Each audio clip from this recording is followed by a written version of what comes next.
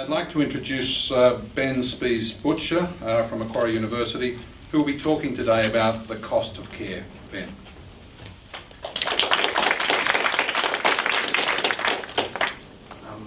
Thank you very much, Ian. Thank you, Coda, for organising this, and thanks everyone for coming along as well. So we're going to hear some fantastic talks today, and I was asked going first to do a bit more scene setting. So a lot of the themes I'm going to discuss are going to be elaborated in some wonderful data later on. So I've got a little bit, but I'm mainly going to tell a story, and I hope that's okay. So first of all, I want to talk about this dilemma, which in fact Ian did a brilliant job of giving an overview of, and the shift that's taken place in how we once ensured that people in retirement, or attempted to ensure, we never quite did it all that brilliantly, but we attempted to ensure that people didn't fall into poverty and abject poverty. And I want to talk about how that model has ended and how a new model is emerging and what some of the implications of that are. And particularly by looking at what happens to women over the life course. So I want to focus on care. And when we're talking about care, this is what we're talking about. I'm sure everyone's familiar with this. We're talking about raising children, caring for the old and sick, but we're also talking about stuff we do for each other every day. Making sure that our houses are clean, but also that we feel okay, that we have the emotional and psychological fortitude to deal with what's a reasonably intense world often. So those who provide care clearly are at a disadvantage economically in our society, and I think that comes from a fundamental tension that we experience. And that is that the way that we understand care and the relationships that are involved in it are understood by most of us separate from the sphere of economics. So we don't generally think of the people we love and the people we care for in economic terms. So we don't think of it as a service so much. And when we do think of it as a service, we've been conditioned in our institutions, as people are familiar with the equal pay case that's happened recently. When we do think about it as an economic skill, our institutions have been taught to see it as an attribute rather than a learned skill. And therefore we tend to undervalue it even when it's delivered economically. And that means we don't really place an economic value on care. And that's not necessarily a bad thing. I think that's one of the problems that we're going to face with, I think, is that we have two principles, both of which seem reasonable. On the one hand, that care is a social relationship, and to turn it purely into a money relationship would destroy what it is. On the other hand, that we want to value the people who provide care and make sure they're not economically disadvantaged. And our institutions just aren't very good at doing that. They can't deal with that dilemma, and they systematically err on the side of leaving those who provide care economically disadvantaged. So how did we try to overcome that in the past? Well, this is that model that Ian was talking about that I'm sure people are reasonably familiar with, which said, well, we're going to make sure that everyone lives in a nuclear family, and we're going to have an intrafamilial transfer. We're going to ensure that male breadwinners have enough money to be able to raise a family, and we're going to ensure that they are assisted by a housewife who is able to provide unpaid care without the state having to do too much to help them. So that was the model. There are a whole bunch of problems with this model, as I'm sure everyone here is very familiar with. And there were some very good reasons why people spent quite a long part of their lives trying to get rid of it, or at least open it up for alternatives. But it did do some of the things that Ian was talking about, ensuring that those who are providing care receive some economic support through the market income of their partner.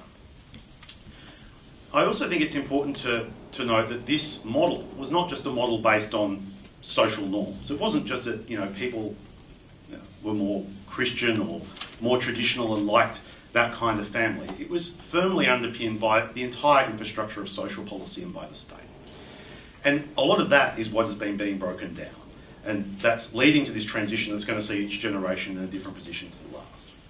So at the centre of that was a particular understanding of the labour market, one that saw jobs as a family wage, based on that famous Harvester case, which said that employees, the money they get paid should not just be determined by their productivity as judged by the market, but should be judged by what is needed to live a decent life and to support a family. So that social value lay at the heart of how we understood the labour market. And so we had a family wage, those jobs were full-time, They were permanent jobs. It meant you could save to get a house deposit. You could make sure that you could afford the mortgage repayments. And you had someone who was able to care for your family and for yourself as the male breadwinner during that period.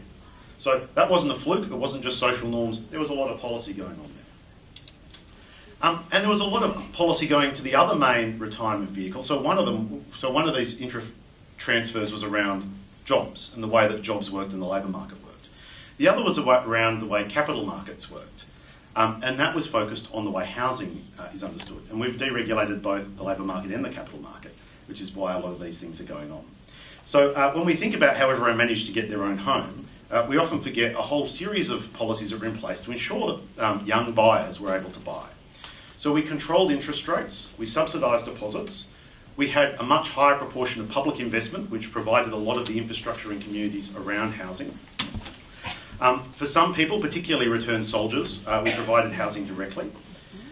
We were in a marketplace where the other people who were at auctions trying to buy housing were single income households. And we had stable full-time jobs. Yeah? All of those policies were designed to assist people into the housing market and to favour young buyers over older owners. If we think about some of the policies, even the tax shift that's gone on, we've now placed higher taxes on young buyers, particularly via stamp duty, which has been increasing as a proportion of the tax base, and lower taxes on both investors through negative gearing and existing owners through capital gains tax concessions. So that model was broken down. It hasn't just broken down because those social norms have changed. It is partly because of that, but also because the policy infrastructure around it has also changed. So as women came to take on more paid work, men unfortunately haven't turned out to reciprocate that so much. So all the evidence suggests women are doing more paid work, but men aren't doing particularly more unpaid work, a little bit, but not that much. We've had a rise of blended families, so a whole range of different families, including a lot of single people and single parent families. And we've seen those policy settings change, that the labour market's less secure, hours are less standardised, it makes it harder to save, it makes it harder to get a mortgage. There's a shift in policy from public provision to private provision and insurance. And I think even in these opening remarks we can hear that shift that says, well, what we want to do is get individuals to plan so that they are able to save, they're able to take account for what they're going to need in retirement, and they can insure themselves against future risks, the risk of being out of the labour market, of being sick perhaps needing aged care. That substantially changes the nature of the distribution of risk. And we've had changes to housing policy that, as I said, make it harder for young buyers. So we've ensured, as we already had, that work doesn't suit carers, but now we've also ensured that the rest of the policy framework doesn't help them much either. And that means that lifetime savings models, those models that do encourage people to save over their lives, systematically disadvantage those people who give care. So I think one of the challenges for us is it's one thing to encourage people to do that, it's another thing to ensure that people are able to do it. This is just from the census, just being able to give a bit of an overview of who does provide those unpaid care. The last two columns are all of it, so it's not primary carers, and that's why men seem to be doing a reasonable amount of it. But you can see, even when you do that, that women do the bulk of care in all of the forms that are measured in the census. And what that leads to is a systematic disadvantage across the labour market experience of women. So if we look at the standard definition of the gender pay gap, that is for full-time, non-managerial, ordinary time hours worked. Many people probably know what that is, but just in case you don't, that's looking to try and standardise for just those full-time workers who aren't managers and aren't doing overtime. And even amongst those group, we find that women earn less than men. So this is the percentage of men's pay that women earn. If we add in overtime, we find that women get a little bit less because they tend to do a little bit less overtime, or at least less paid overtime, and get paid less for that overtime that they do. If we do all workers, we find that they get a little bit less again because they tend to be less likely to be managers and less likely to be well-paid managers. If we include part-time workers, it starts to fall quite dramatically because obviously women are much more likely to be casual and part-time workers. And then when we look at super for that group, 55 to 65, the group that are about to enter retirement, we find that women get even less because of the combined effects of dropping out of the labour market to provide full-time care at certain periods, not having the same career progression that you might if you're in a stable full-time job. And that means that women end up with less money in retirement. This is a proportion of people who live on their super or live on an annuity, that is, that aren't dependent on the age pension. So there's going to be a lot more detail that shows how that works much more effectively than I just did, and talks about the tax implications and other things as well. But the basic message is care doesn't pay if you're in this savings economy to try and get towards retirement. But I want to focus a little bit of attention particularly on housing. So the housing system has seen that full-time model destabilised. That model that saw deposits being saved up pre-marriage, people marrying, getting a house, being able to pay off the deposit, the mortgage, through a permanent job where their income was increasing gradually through a established career structure. And it's home ownership that supports a lot of what we're talking about in keeping people out of poverty. So home ownership in Australia, in fact, more than anywhere else in the world, nowhere in the world really has such an equitable distribution of home ownership and of capital as Australia, means that the people who are most likely to own their own home are the people who are poorest generally in our society. So there you go, workers slightly less likely to own their home outright than business owners, but both of them pale in comparison to pensioners. And this is all pensions, so that's not just the age pension, it's single parents and disability support payments as well.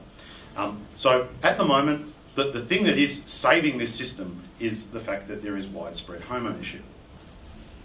The problem, of course, is that home ownership is starting to decline, particularly outright home ownership.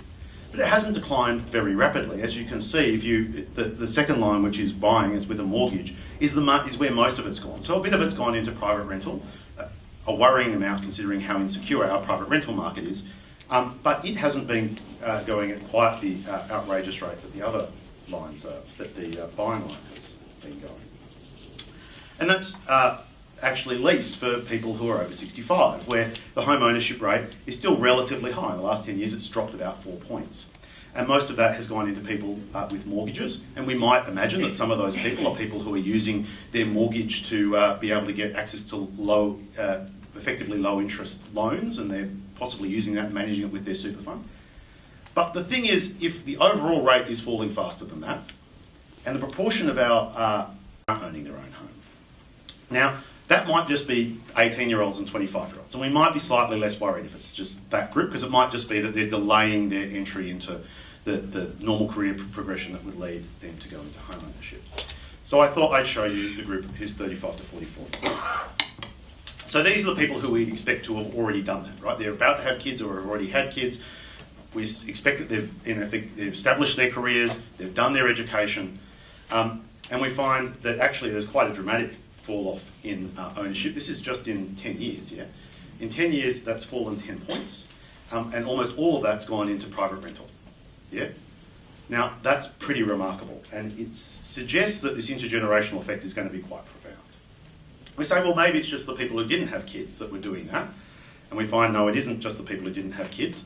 There's been quite a significant increase amongst couple families without kids having that effect. But if we look at couples with the oldest child, 15 to 14, they've actually had a higher experience of increasing private rental. So those with children, now a quarter of those families live in private rental. And if you are talking about single parent households, it's almost half. And that rate's still rising. So we can see that even amongst those younger cohorts, it's people who do have greater care obligations that are less likely to be entering the housing market. The more they have care obligations relative to their adult resources, the more likely they are to be in private rental. And that suggests that all the problems you're going to hear about how older people without home ownership are in real danger of slipping into poverty, which is absolutely true, those numbers are set to increase dramatically over the next 20 or 30 years. I just wanted to end with the stuff on aged care, and I think it's particularly because we're now moving to this thing that says, well, people going into aged care should pay for their care.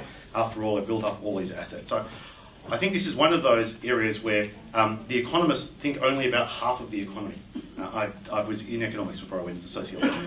This is how they think. So they're thinking about all the things that go through the monetary economy, and what they're not thinking about is all those things that people did that they didn't get paid for, that they're now expected to pay back for the other things they do receive. So this is the proportion of people who are primary carers for an older person or a person with disability. And as you can see, women dominate, except right at the end. And a number of you probably know why that is, but it's useful to remind you in case you don't. Women live longer than men, and women tend to marry older people, older partners. And so one of the reasons that that happens at the end here is because men are still caring for their partner, but women are not caring for their partner because their partner has passed on by that stage, and they're left by themselves without a carer at all, having been the ones who provided all the care work all of their lives. If we look at who's caring just amongst that older group, we can see that relationship with partners, but amongst children, we see this much more dramatic. It's daughters who provide care for their parents much, much more than sons. And so when we see that system of aged care and we say, well, we should save for your retirement, you should save for care in older age, what we're really saying is the group of people who will provide care for everybody else across the entire life course will be the group that primarily pays themselves for their own care. That's what a user pay system means in aged care. It means that the people who provide care are the only ones who end up paying for it. On that, I might end and lead you into the other speakers. Thank you very much for having me here.